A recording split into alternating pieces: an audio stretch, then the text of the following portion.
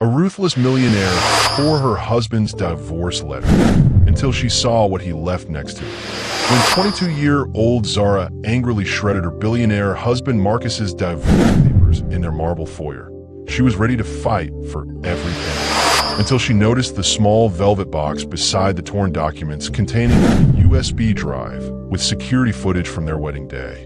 The footage showed her own mother secretly meeting with Marcus's business rival, exchanging cash envelopes while Zara danced in her coral wedding dress. What if that betrayal was designed to destroy the person you love most? Hi viewers, kindly tell us where you're watching from and what time it is. Warm welcome to the family. Enjoy the story.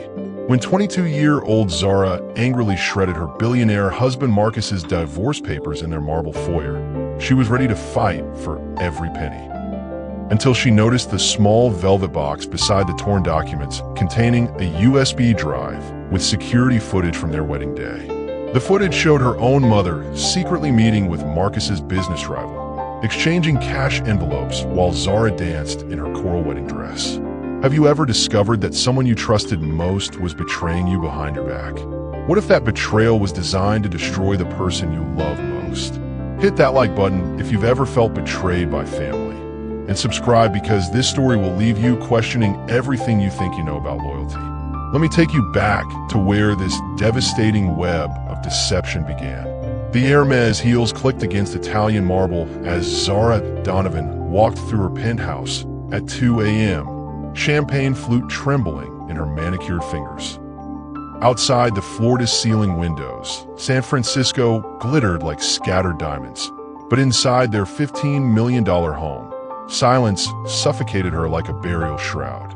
Marcus hadn't come to bed again. 3 months of empty dinners, canceled anniversary plans, and conversations reduced to polite exchanges about weather and charity galas. She traded her vibrant sundresses for designer gowns that felt like beautiful prisons, each thread worth more than her old apartment's monthly rent. Her phone buzzed. Mom calling for the 3rd time today. Sweetheart, I hate asking again, but the insurance denied my insulin coverage. Could you possibly? I'll transfer $5,000 in the morning, Mom. Zara's voice carried exhaustion that money couldn't cure. Are you taking care of yourself? You're an angel, baby. I don't know what I'd do without you. Is Marcus treating you well? You sound tired. Treating her well? Marcus bought her everything except his presence. Their king-size bed felt arctic without his warmth. His security team shadowed her every movement while he worked 18-hour days, emerging only from mandatory social events where he'd place his hand possessively on her lower back, projecting marital bliss for photographers. Everything's perfect, Mom. Get some rest. After hanging up, Zara wandered into Marcus's study, a masculine sanctuary of black leather and mahogany where she wasn't explicitly forbidden but clearly unwelcome. His laptop remained open, displaying stock market analyses that might as well have been hieroglyphics. A manila folder labeled Classified Kozlov Enterprises caught her attention. Inside, surveillance photos showed a silver-haired man in expensive suits entering various buildings. Handwritten notes in Marcus's sharp penmanship referenced credible threats and immediate relocation protocols. Fear crystallized in her chest. Marcus was hiding something dangerous, something that required bodyguards and encrypted communications. Their marriage had become a performance, and she was the only one who didn't know her lines. Footsteps echoed in the hallway. Zara quickly replaced the folder, her heart hammering as Marcus appeared in the doorway. His ash-gray suit was rumpled, his penetrating blue eyes shadowed with fatigue and something darker, guilt. Couldn't sleep. His voice held no warmth, only polite concern reserved for business associates. Just thinking about my mother's medical bills. She studied his reaction, searching for traces of the man who once held her during thunderstorms. Marcus nodded curtly, already turning away. Transfer whatever she needs. I have calls to make. As he disappeared into his office, closing the door with definitive finality, Zara realized she was living with a stranger who paid her bills but no longer shared his secrets. Tomorrow, she would demand answers. Tonight, she would plan her confrontation carefully. Marcus Donovan's corner office on the 42nd floor overlooked Silicon Valley like a modern fortress, its glass walls reflecting his reputation as the tech industry's most ruthless dealmaker. At 25, he commanded a $500 million empire built on cryptocurrency innovations and strategic corporate dismantling that left competitors in financial ruins. His assistant, Patricia, entered with coffee and today's threat assessment, a ritual Marcus had instituted after his congressional testimony destroyed Viktor Kozlov's money laundering operation 6 months ago. 3 more companies pulled their contracts with Kozlov International, Patricia reported. His net worth dropped another $50 million this quarter. Marcus examined the report with predatory satisfaction. Viktor's cryptocurrency empire had facilitated human trafficking and arms deals across Eastern Europe. Exposing him hadn't just been profitable. It had been personal justice for a man who'd experienced powerlessness as a child. Foster care had taught Marcus that protection meant elimination of threats, not negotiation. When he was 12, bigger boys had stolen his shoes every winter until he learned to strike first, strike hard, and never show mercy to enemies. But Zara had changed everything. Her emerald green sundress, drenched from that thunderstorm 3 years ago, had revealed vulnerability without artifice. She'd thanked him for jump-starting her Honda with genuine gratitude, treating him like any decent stranger instead of the billion-dollar mogul whose business decisions affected thousands of jobs. That innocence now made her target. His secure phone rang. Detective Morrison from SFPD's Organized Crime Unit. We intercepted communications suggesting Kozlov's planning something personal against you. Marcus, your wife's daily routine, her mother's medical appointments, even her favorite coffee shop. Someone's been feeding him detailed intelligence. Marcus's blood turned to ice. How detailed? Detailed enough to execute a precision kidnapping. We're talking about someone with intimate access to your private life. After disconnecting, Marcus stared at Zara's photograph on his desk. Her radiant smile from their honeymoon in Tuscany, when she'd worn that coral dress that matched her infectious joy. Protecting her meant becoming the man she'd eventually hate. Cold, calculating, willing to sacrifice their happiness for her survival. His intercom buzzed. "Mr. Donovan, your wife is here." She seems upset. Marcus straightened his tie, preparing for the performance that would save her life and destroy their marriage. He'd survived foster homes, business wars, and congressional hearings. But facing Zara's accusations while hiding the truth would require every ounce of his legendary composure. He pressed the intercom button. "Send her in." As Zara entered wearing that same emerald dress from their first meeting, Marcus realized this conversation would define whether love meant holding on or letting go. Today, he would choose her safety over his happiness, even if it meant becoming the villain in her story. Carmen Williams clutched her diabetes medication bottle with shaking hands as she calculated the month's remaining bills spread across her kitchen table. At 52, her body was betraying her faster than her minimum wage salary could compensate, and the numbers never lied. She was drowning. Zara's latest transfer of $5,000 sat in her checking account, but guilt gnawed at Carmen's conscience like a persistent cancer. Her daughter worked herself to exhaustion, funding her mother's survival while married to a man who could buy small countries. Yet Carmen continued taking money like a selfish parasite. The doorbell interrupted her self-loathing. 2 men in expensive suits stood on her porch. The kind of polished professionals who belonged in boardrooms, not her modest Oakland neighborhood. "Mrs. Williams? I'm David Chun, representing International Business Consultants. We have a proposition that could solve your financial difficulties permanently." Carmen's instincts screamed danger, but desperation made people ignore warning signs. She invited them inside, noting how their eyes cataloged every detail of her humble home. "We understand you're experiencing medical expenses," Chun continued smoothly. "We also know your daughter married Marcus Donovan, one of Silicon Valley's most influential figures. What does Zara's marriage have to do with anything?" The second man, introduced as Mr. Petrov, smiled with practiced charm. "We represent competitive intelligence firms. Tech companies pay substantial fees for information about their rivals' business strategies, travel schedules, personal routines. Nothing illegal, just market research. They offered her $200,000 for consulting services.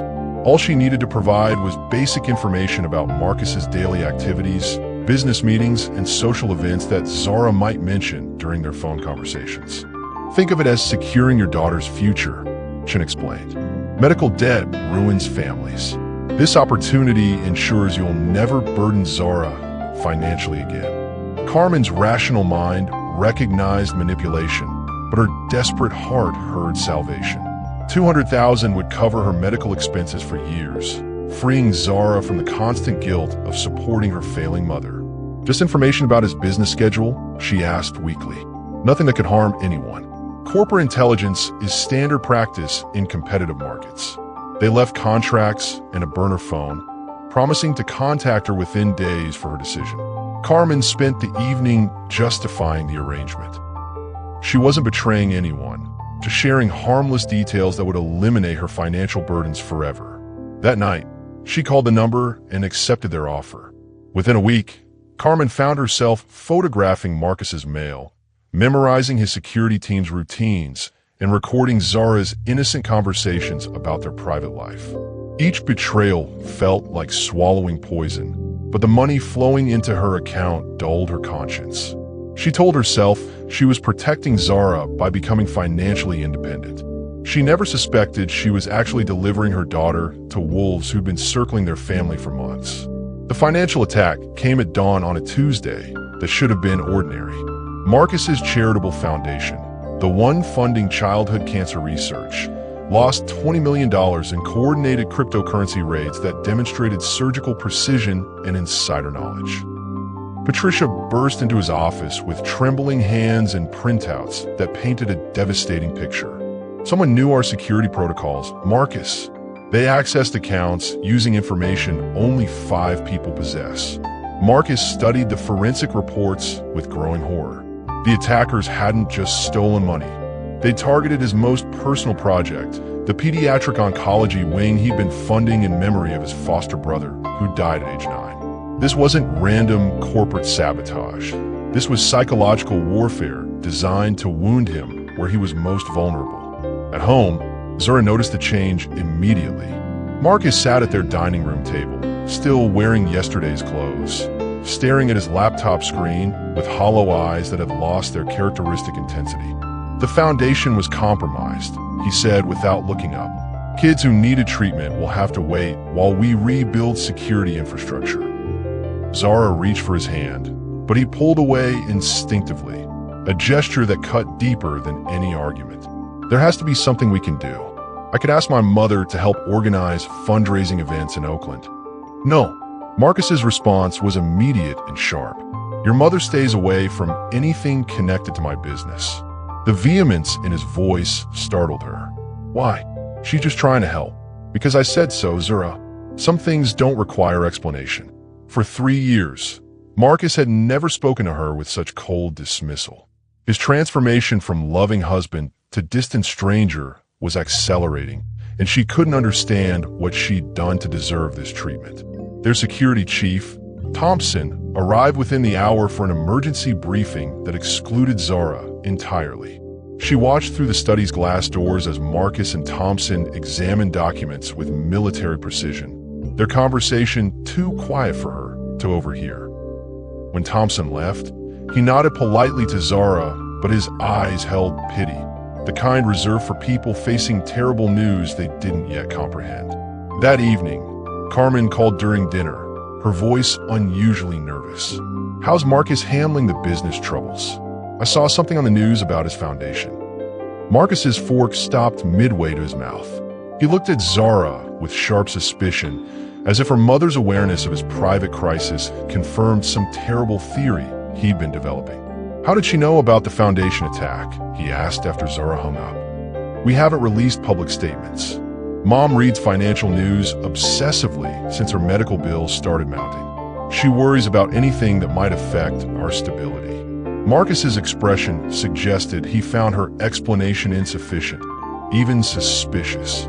For the first time in their marriage, Zara felt like she was being interrogated rather than loved. That night, Marcus moved into the guest bedroom without explanation, leaving Zara alone in their king-sized bed, wondering if her mother's innocent concern had somehow made her complicit in her husband's growing paranoia. Marcus's private security team worked through the night in a conference room that resembled a military command center, with surveillance monitors, encrypted communication equipment, and forensic analysis software that could trace digital footprints across multiple continents. Thompson laid out the evidence with methodical precision. The Foundation attack required intimate knowledge of our security protocols, access codes that change weekly, and timing that suggests real-time intelligence gathering. Detective Morrison joined them via secure video link from SFPD headquarters. Victor Kozlov's been remarkably quiet since your congressional testimony destroyed his cryptocurrency empire. Too quiet for a man who swore vengeance against you publicly. Marcus examined surveillance footage from his office building, searching for anomalies in visitor logs and employee behavior patterns. The attacker had navigated their security systems like someone with architectural blueprints and administrative access. We're looking at 5 possible suspects with sufficient clearance, Thompson continued. But the leak includes personal information, your wife's daily routine, medical appointments for her mother, even her favorite restaurants. The words hit Marcus like physical blows. Someone wasn't just attacking his business. They were cataloging Zara's life with predatory precision. Meanwhile, Zara confronted her own growing suspicions. Marcus's behavior had shifted from distant to actively deceptive. Mysterious phone calls that ended when she entered rooms, encrypted laptops that replaced their shared computer, and security personnel who watched her movements with uncomfortable intensity. She called her college roommate Sarah, now a paralegal in Los Angeles, desperate for objective perspective. Rich men become paranoid when their money's threatened, Sarah suggested. Maybe he's protecting assets from potential lawsuits. But Zara knew this transformation was deeper than financial anxiety. Marcus was treating her like a security risk rather than his wife, and the emotional distance was suffocating their relationship. That afternoon, Carmen called with unusual specific questions about Marcus's travel schedule for the upcoming week. I'm planning a surprise visit, and I don't want to interrupt important business meetings. Something in her mother's tone triggered alarm bells Zara couldn't quite identify. Carmen had never shown interest in Marcus's professional calendar before, yet suddenly she was requesting details about client conferences and board meetings. Mom, why do you need to know about his Tuesday afternoon appointments? Carmen's pause lasted too long. I just want to time my visit appropriately, sweetheart. Maybe we could have lunch while he's in meetings? After disconnecting, Zara realized she couldn't remember the last time her mother had visited without advance planning. Carmen was spontaneous about many things, but never travel that required rental cars and overnight arrangements. That evening, Marcus returned home with Thompson and 2 additional security specialists who swept their penthouse for surveillance devices. They worked methodically through every room, using equipment that detected electronic signals and hidden cameras.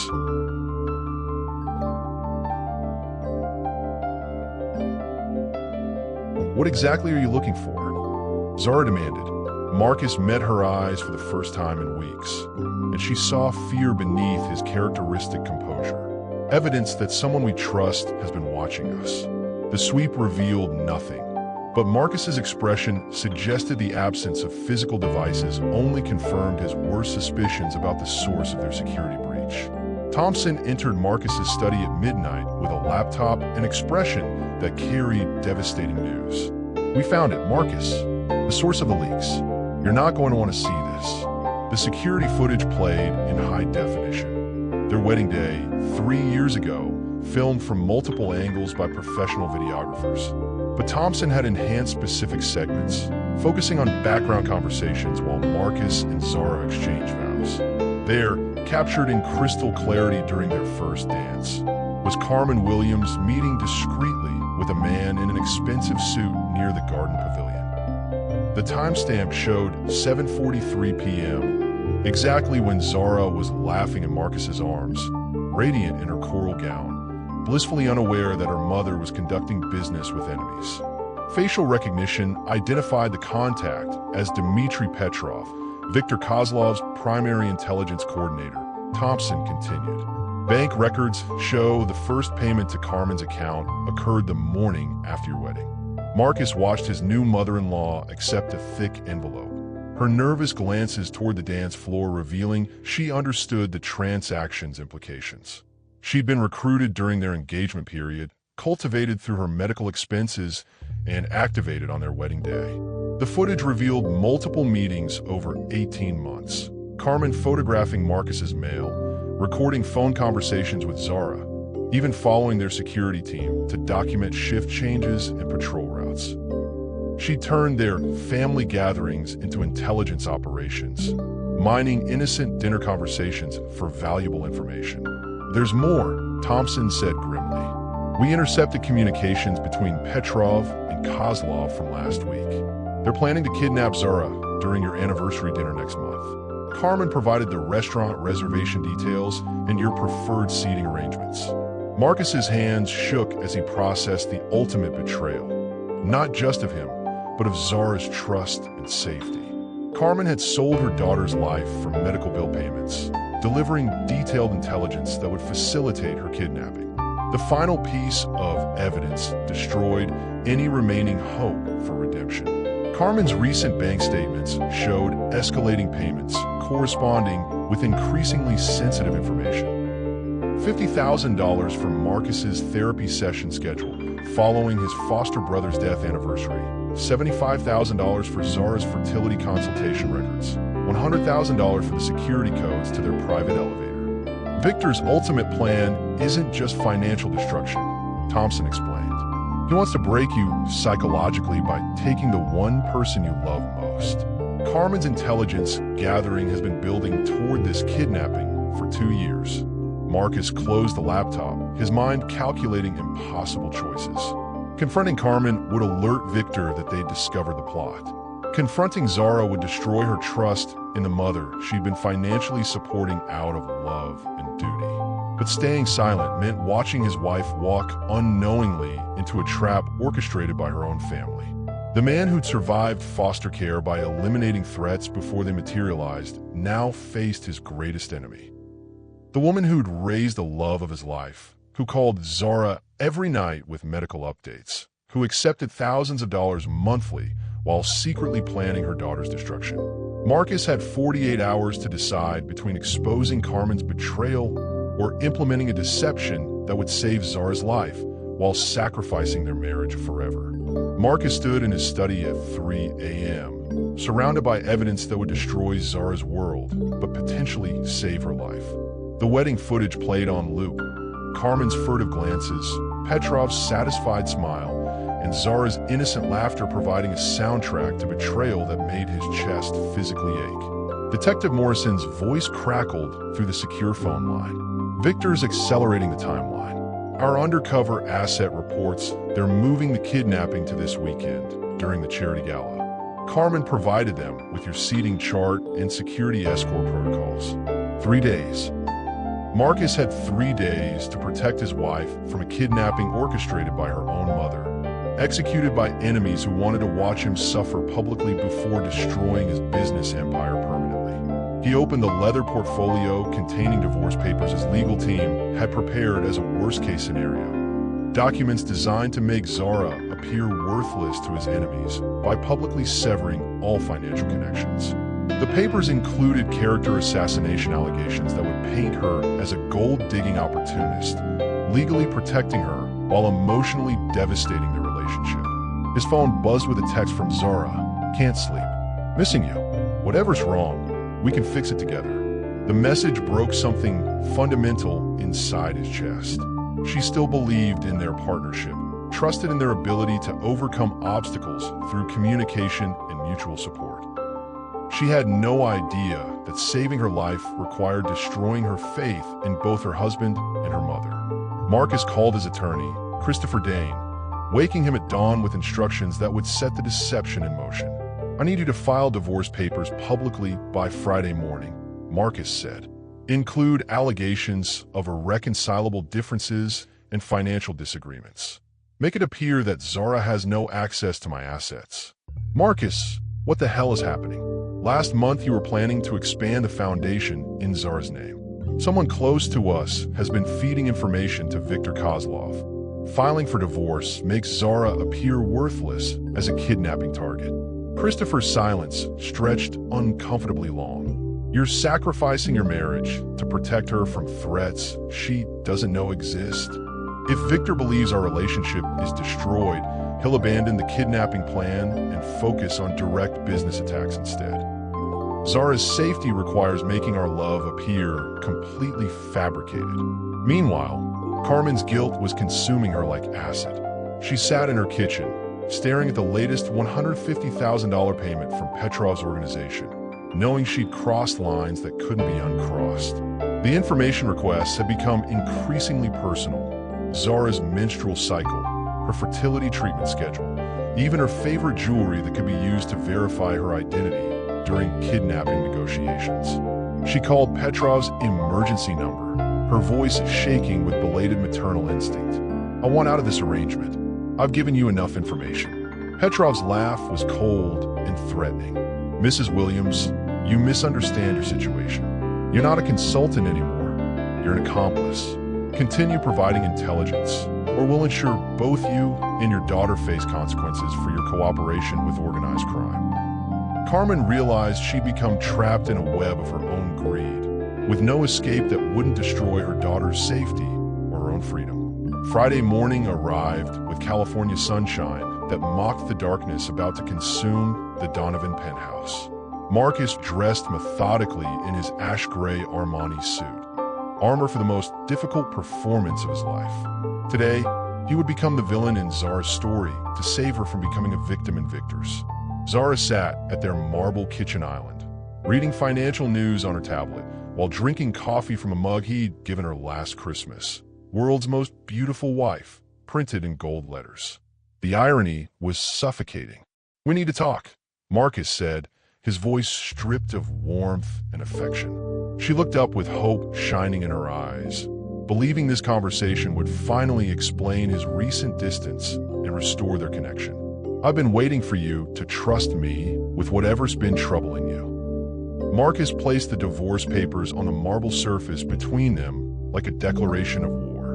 I want to end our marriage, Zara. This relationship has become a financial liability I can no longer afford. The color drained from her face as she read the legal document's brutal allegations. According to the papers, she was a manipulative gold digger who'd married him for money, contributed nothing to their partnership, and demonstrated financial irresponsibility that threatened his business interests. This is a joke, she whispered. Some horrible test or misunderstanding. I've been supporting your mother's medical expenses for 3 years while she provides no value to our family unit. Your emotional dependency on her creates security risks I'm no longer willing to tolerate. Each word was calculated to inflict maximum damage while establishing the narrative that would protect her. Marcus forced himself to maintain eye contact as her world collapsed, memorizing every detail of her heartbreak so he could carry the guilt forever. Marcus, please, whatever I've done wrong, we can fix it. I love you. Love is a luxury successful men can't afford indefinitely, he replied with practiced cruelty. I married you because you were beautiful and uncomplicated. Now you're becoming complicated, and your mother's financial dependence makes you expensive. Zara's coffee mug shattered against the floor as her hands began trembling. This isn't you talking. Someone's pressuring you, threatening you. No one threatens me, Zara. I make business decisions based on cost-benefit analysis. You've become a net loss. He stood to leave, but her voice stopped him at the kitchen doorway. If this is really what you want, if our marriage truly means nothing to you, then explain why you've been crying in your sleep every night this week. Marcus's composure cracked for one devastating moment, long enough for her to see the anguish behind his calculated coldness. Then he rebuilt his walls and delivered the final blow. Sign the papers, Zara. My attorney will handle the financial arrangements. You'll receive enough money to maintain your lifestyle temporarily while you adjust to independence. As he walked away, leaving her sobbing in their kitchen, Marcus realized that saving someone's life sometimes required destroying their ability to love you forever. The velvet box sat beside the shredded divorce papers like a dark secret waiting to explode. Zara's hands shook as she opened it, expecting jewelry, perhaps Marcus's final attempt at buying her compliance. Instead, she found a USB drive labeled "For Zara's Eyes Only, the truth about our marriage." She inserted the drive in her laptop with trembling fingers, unsure whether she wanted answers more than she feared them. The first file contained wedding footage from security cameras she'd never noticed, angles that captured conversations happening beyond the professional videographer's scope. There was her mother, radiant in her navy blue dress, accepting an envelope from a stranger during Zara's first dance with Marcus. The timestamp showed 7:43 p.m., exactly when Zara had been laughing in her husband's arms, whispering promises about their future while her mother conducted secret business nearby. The next video showed Carmen meeting the same man 6 months later, photographing Marcus's mail in their private mailbox. Then another meeting where she handed over what appeared to be photocopied documents. Each encounter was time-stamped and geotagged, creating an undeniable pattern of systematic betrayal. Bank records followed, Carmen's account receiving payments that corresponded exactly with the dates of her medical emergencies. $50,000 after she claimed her insulin was denied by insurance. $75,000 following her supposed emergency room visit. Every financial crisis that had prompted Zara's guilty money transfers had actually been orchestrated intelligence gathering. The most devastating file was labeled Kidnapping Protocol. Viktor Kozlov's organization had been planning to abduct Zara during their anniversary dinner, using intimate details about her preferences that only Carmen could have provided. Her favorite restaurant, preferred seating arrangements, even her jewelry choices, all cataloged to facilitate her capture. But the final video changed everything. Marcus, sitting alone in his study 2 weeks ago, recording a message directly to the camera with tears streaming down his face. "Zara, if you're watching this, it means I've already filed for divorce and you hate me. Everything I said during our separation was a lie designed to protect you from a kidnapping plot orchestrated by your mother and Viktor Kozlov. Carmen has been feeding them intelligence about our lives for 2 years, accepting payment while planning your destruction." His voice broke as he continued. "I love you more than my own life, which is why I'm willing to become the villain in your story.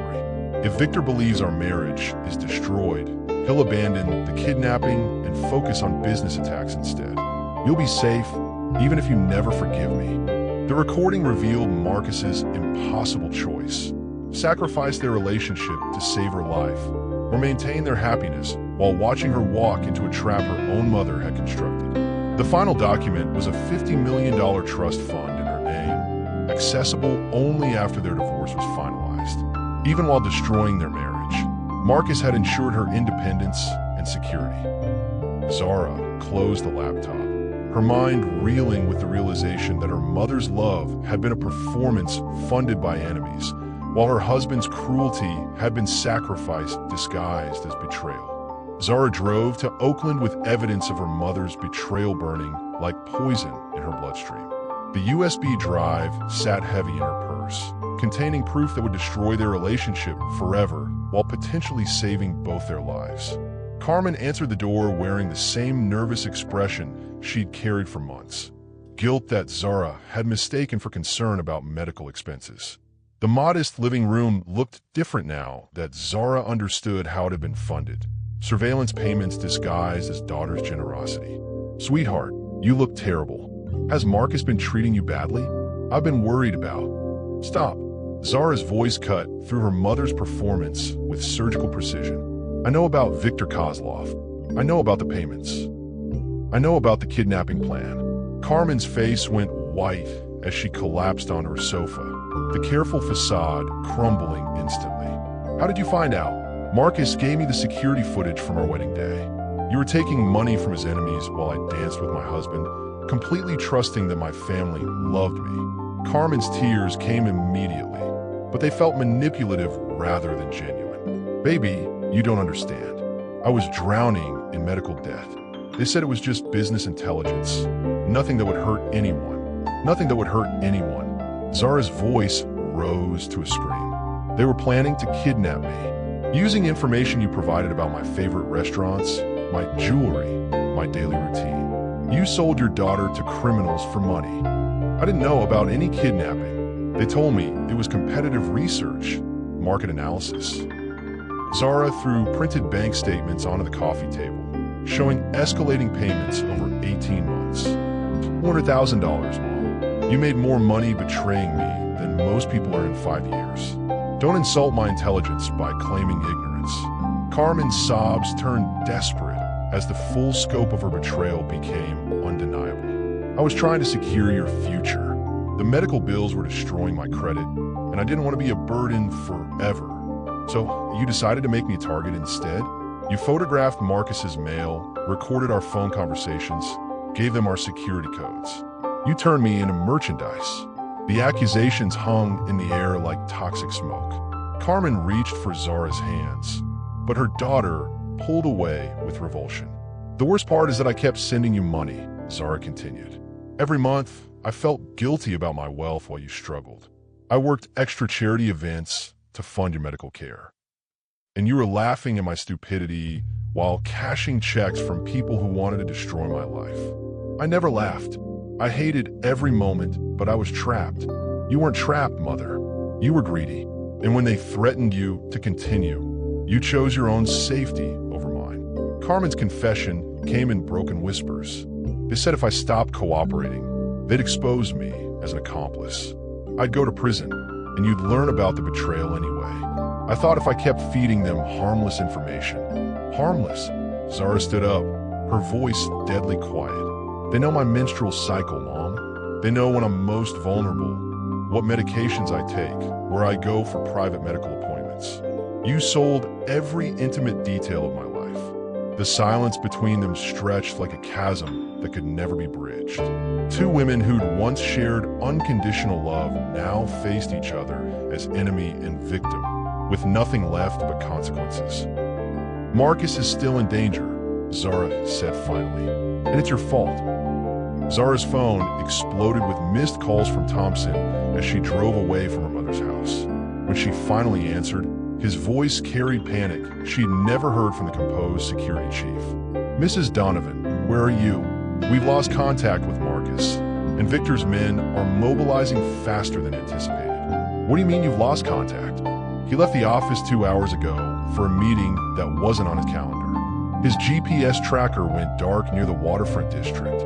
We think Victor moved the timeline because he discovered we know about the kidnapping plot. Terror crystallized in Zara's chest as she realized her confrontation with Carmen might have triggered a chain reaction. If her mother had warned Victor's organization about their discovery, Marcus could already be captured or worse. She raced toward downtown San Francisco, calling Marcus's phone repeatedly while Thompson coordinated with law enforcement through her car's speaker system. Each unanswered ring felt like another nail in her coffin of guilt. If she hadn't confronted her mother so aggressively, maybe they could have controlled the situation better. There's more, Thompson continued grimly. Victor's not just planning a kidnapping anymore. Our intelligence suggests he's going to force Marcus to transfer his entire cryptocurrency portfolio before executing him publicly. Your husband's divorce filing made Victor realize that financial leverage through you wouldn't work. The waterfront district looked abandoned in the late afternoon sun, with empty warehouses and shipping containers creating perfect locations for criminal operations. Zara spotted Marcus's Porsche parked behind a rusted building, its doors open and security system disabled. Thompson's team arrived simultaneously from 3 directions, their black SUVs surrounding the warehouse where heat sensors detected multiple human signatures. Detective Morrison coordinated with FBI agents who've been tracking Victor's organization for months, waiting for exactly this kind of opportunity. Mrs. Donovan, you need to stay in the vehicle, Morrison instructed through her earpiece. If Marcus is inside, our best chance of getting him out alive requires professional extraction. But Zara had spent 3 years watching her husband protect everyone else while suffering in silence. She'd been the damsel in distress for too long, and now Marcus was paying the price for her family's betrayal. She slipped out of Thompson's SUV and approached the warehouse through a side entrance that the tactical team hadn't secured yet. Her heart hammered as she heard voices echoing from inside. Marcus's controlled tone alternating with Victor's accented threats. Your wife may have divorced you, but destroying your business empire will still provide adequate revenge for your congressional testimony, Victor was saying. Transfer the cryptocurrency accounts, and I'll make your death quick rather than artistic. Through a broken window, Zara could see Marcus tied to a chair, his face bloodied, but his posture still defiant. 3 armed men surrounded him while Victor paced with predatory satisfaction. Marcus's voice remained steady despite his circumstances. My accounts require biometric authentication. Even if I wanted to cooperate, the transfers are impossible without my wife's concurrent authorization. Victor's laugh was cold and calculating. Fortunately, we know exactly where to find Mrs. Donovan. Your mother-in-law has been tracking her movements all afternoon. The revelation hit Zara like a physical blow. Carmen was still feeding Victor information even after their confrontation, still choosing criminal cooperation over her daughter's safety. Marcus met Victor's eyes with deadly calm. If you touch my wife, no amount of money will save you from what I'll do. Victor's phone buzzed with a text that made his cruel smile widen into something genuinely terrifying. Excellent timing. Your mother-in-law confirms that Zara is approaching this location as we speak. Family reunions can be so touching. Marcus's composure finally cracked as he realized Zara was walking into the trap he'd sacrificed their marriage to prevent. She doesn't know anything about the cryptocurrency accounts. Hurting her won't get you access to my assets. Perhaps not, but watching her suffer will motivate your cooperation wonderfully, Victor replied, signaling his men to prepare for additional captives. Outside the warehouse, Zara crept closer to the broken window, her phone recording everything she could see and hear. She'd already forwarded the location to Thompson and Detective Morrison, but law enforcement protocols required careful planning that might take too long to save Marcus's life. She called 911 and whispered urgent details to the dispatcher while watching Victor's men position themselves near the warehouse entrance. If she could create enough distraction, maybe the tactical teams could breach the building before Victor executed his threats. Marcus's voice carried clearly through the broken glass as he tried to negotiate for time. The cryptocurrency transfers require multiple authentication steps. Even with Zara present, the process takes hours to complete. Victor checked his expensive watch with theatrical patience. We have all evening, Mr. Donovan, and your wife should be joining us very soon. That's when Zara made a decision that would either save them both or get them killed together. She called Victor's phone directly, a number she'd found in her mother's contact list during their confrontation. Victor answered with surprised amusement. Mrs. Donovan, how thoughtful of you to call. We were just discussing your impending arrival. I'm already here, Zara announced, stepping into view at the warehouse's main entrance with her hands raised. Let my husband go, and I'll cooperate with whatever financial transfers you need. The calculated risk worked exactly as she'd hoped. Victor's men rushed toward her position, creating the distraction that Thompson's team needed to breach the building from multiple points simultaneously. Gunfire erupted as federal agents flooded the warehouse through windows and side entrances. Victor drew his weapon toward Marcus, but Zara tackled him from behind with desperate strength, sending his shot wide and giving law enforcement the opening they needed. Marcus broke free from his restraints during the chaos, immediately moving to shield Zara as Victor's organization collapsed around them. FBI agents secured the building within minutes, capturing Victor and his associates, while paramedics checked Marcus and Zara for injuries. Detective Morrison approached them as Victor was loaded into a federal transport vehicle. Your mother-in-law's cooperation with this organization is going to require serious legal consequences, he told Zara gently. But her final text message to Victor actually helped us. She warned him you were coming, which allowed us to track his location. Marcus held Zara against his chest, both of them shaking from adrenaline and relief. The divorce papers were fake, he whispered into her ear. Everything I said was theater to protect you from this. I know, she whispered back. I found your USB drive, but we're going to have a long conversation about your definition of protection versus partnership. For the first time in months, Marcus smiled genuinely. I'm looking forward to that argument. The federal courthouse in downtown San Francisco buzzed with media attention as Viktor Kozlov's trial dominated headlines across financial news networks. His cryptocurrency empire had facilitated international crime for years, and Marcus's congressional testimony had provided the foundation for charges that would keep Viktor in prison for decades. Carmen Williams sat in the defendant's chair wearing orange prison attire, her transformation from worried mother to federal conspirator complete and devastating. The evidence against her was overwhelming. Bank records, surveillance footage, recorded phone calls, and her own tearful confession to FBI agents who'd arrested her immediately after Viktor's capture. Zara watched from the gallery as her mother's attorney argued for leniency based on medical expenses and emotional manipulation by criminal organizations. But the federal prosecutor painted a different picture: systematic betrayal motivated by greed, continuing cooperation even after learning about kidnapping plans, and willingness to sacrifice her daughter's safety for financial gain. Your Honor, the prosecutor stated, Carmen Williams received over $300,000 for intelligence that endangered multiple lives and facilitated international criminal activities. Her cooperation was voluntary, ongoing, and continued even after she understood the lethal consequences. Marcus sat beside Zara, their relationship still fragile but rebuilding through brutal honesty about protection, trust, and partnership. He'd moved back into their bedroom, but they were attending couples therapy to address the trauma of deception, even deception motivated by love. Judge Patterson delivered Carmen's sentence with judicial precision: 8 years in federal prison, followed by 5 years of supervised probation. Your betrayal of family trust while cooperating with organized crime demonstrates a pattern of decision-making that requires significant consequences.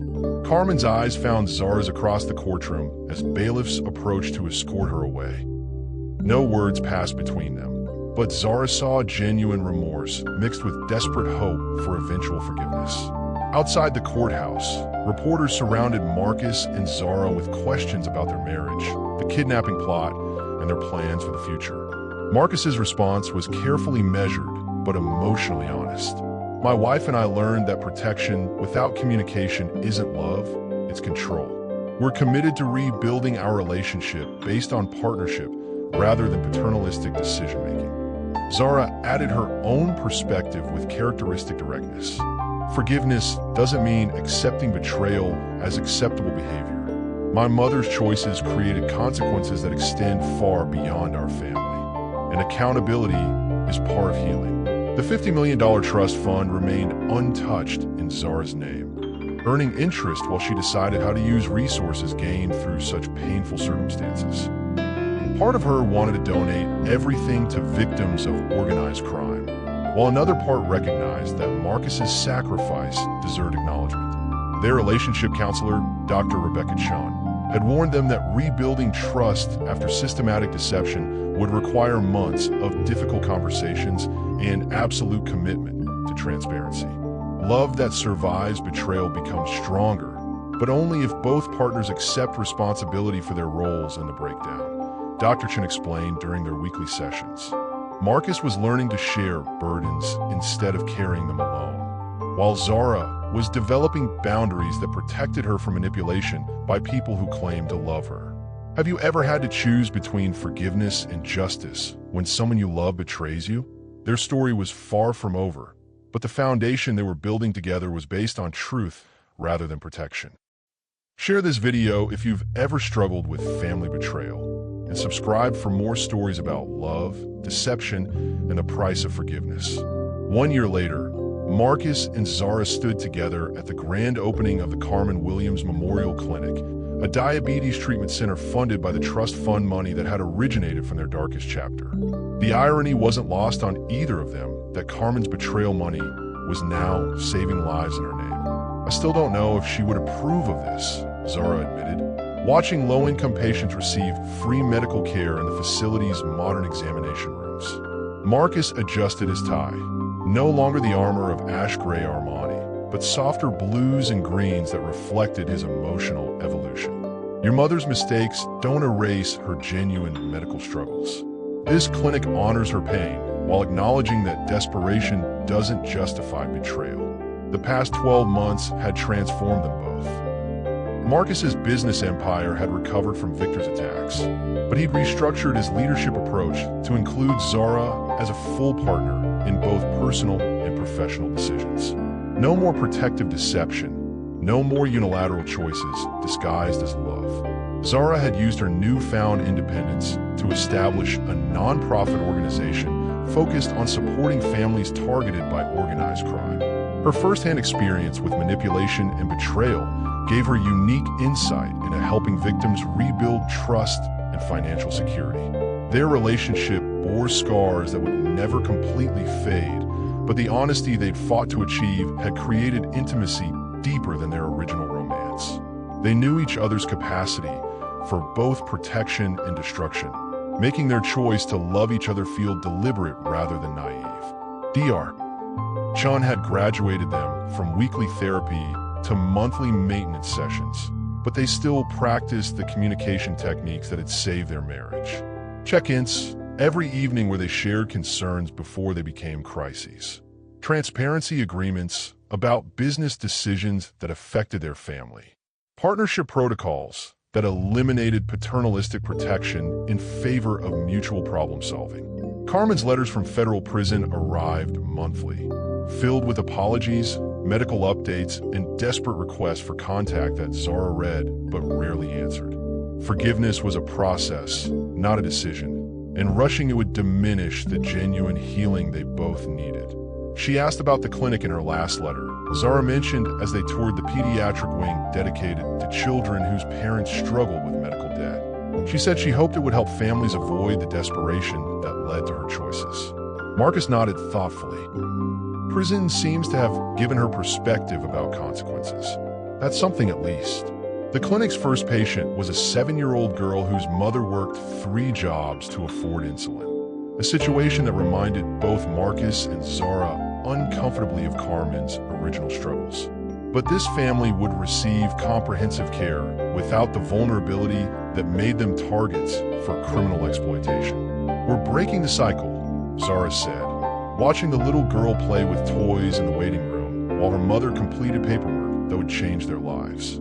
Marcus squeezed her hand, their wedding rings catching afternoon sunlight that seemed brighter than it had in years. Your mother's betrayal taught us that love without trust is manipulation, but trust without accountability is naivety. Their relationship had survived the ultimate test of loyalty, deception, and sacrifice. They learned that protecting someone you love sometimes means trusting them with dangerous truths, and that forgiveness requires holding people accountable for their choices while still offering opportunities for redemption. The future stretched ahead of them, with possibilities built on hard-earned wisdom rather than naive hope. 2 years after their fake divorce papers were shredded in their marble foyer, Marcus and Zara renewed their vows in a private ceremony that bore no resemblance to their original wedding. No professional videographers, no elaborate guest list, no opportunities for infiltration by enemies or family members with divided loyalties. Just them, a judge, and Thompson as their witness in the penthouse where they'd fought, separated, and ultimately chosen each other again with full knowledge of their capacity for both love and betrayal. This time, we're promising to trust each other with dangerous truths instead of protecting each other with beautiful lies, Zara said, wearing a simple green dress that matched the one she'd worn the night they first met. Marcus's vows reflected the man he'd become through their trials. I promise to share my burdens instead of carrying them alone, to trust your strength instead of fearing your vulnerability, and to choose partnership over protection every day. Their rings were new, custom designs that incorporated small flaws deliberately, symbolizing their acceptance that perfect love requires acknowledging imperfection rather than hiding it. Carmen had been released to a halfway house 6 months early for good behavior and cooperation with ongoing organized crime investigations. She'd written requesting permission to attend the ceremony, but Zara's response had been gentle but firm. Rebuilding our relationship requires more than apologies.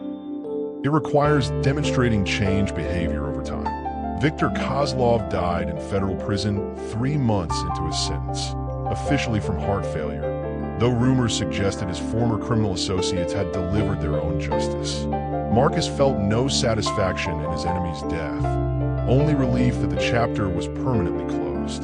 The trust fund had grown to nearly $70 million through careful investment, funding not just the medical clinic, but scholarship programs for children from foster care.